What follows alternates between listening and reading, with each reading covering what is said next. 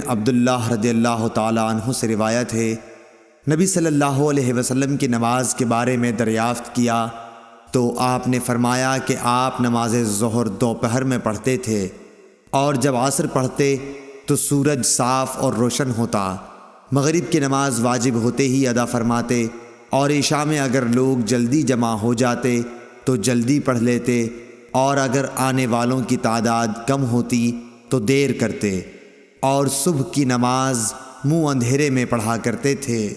صحیح بخاری حدیث نمبر 565۔ لیث بن سعد نے عقیل کے واسطے سے بیان کیا، انہوں نے ابن شہاب سے، انہوں نے عروہ سے کہ عائشہ رضی اللہ تعالی عنہا نے انہیں خبر دی کہ ایک رات رسول کریم صلی اللہ علیہ وسلم نے عشاء کی نماز دیر سے پڑھی۔ یہ اسلام کے پھیلنے سے پہلے کا واقعہ ہے۔ آپ اس وقت تک باہر تشریف نہیں لائے جب تک حضرت عمر نے یہ نہ فرمایا کہ عورتیں اور بچے سو گئے۔ پس آپ صلی اللہ علیہ وسلم تشریف لائے اور فرمایا کہ تمہارے علاوہ دنیا میں کوئی بھی انسان اس نماز کا انتظار نہیں کرتا۔ صحیح بخاری حدیث نمبر 566۔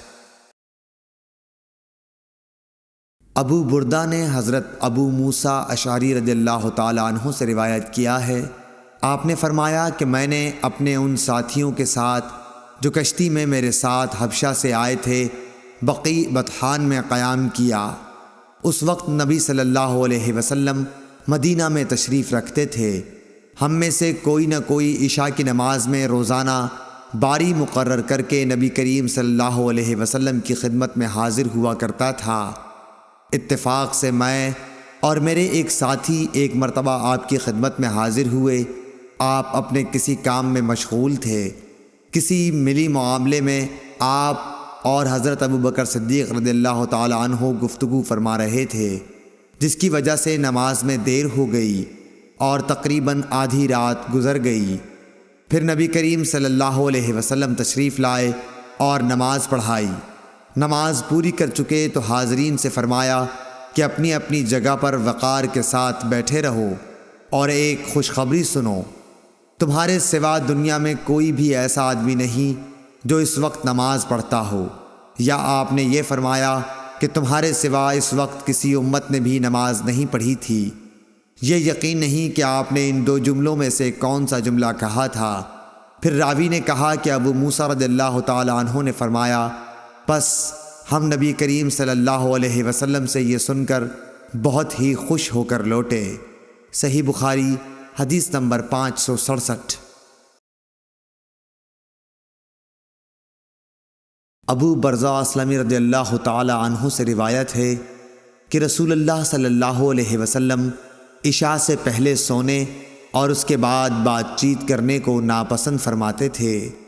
صحیح بخاری حدیث نمبر 568۔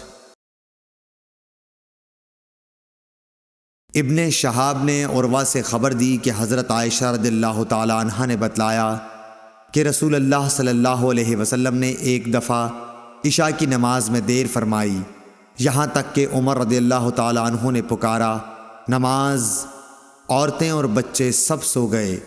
تب آپ صلی اللہ علیہ وسلم گھر سے باہر تشریف لائے۔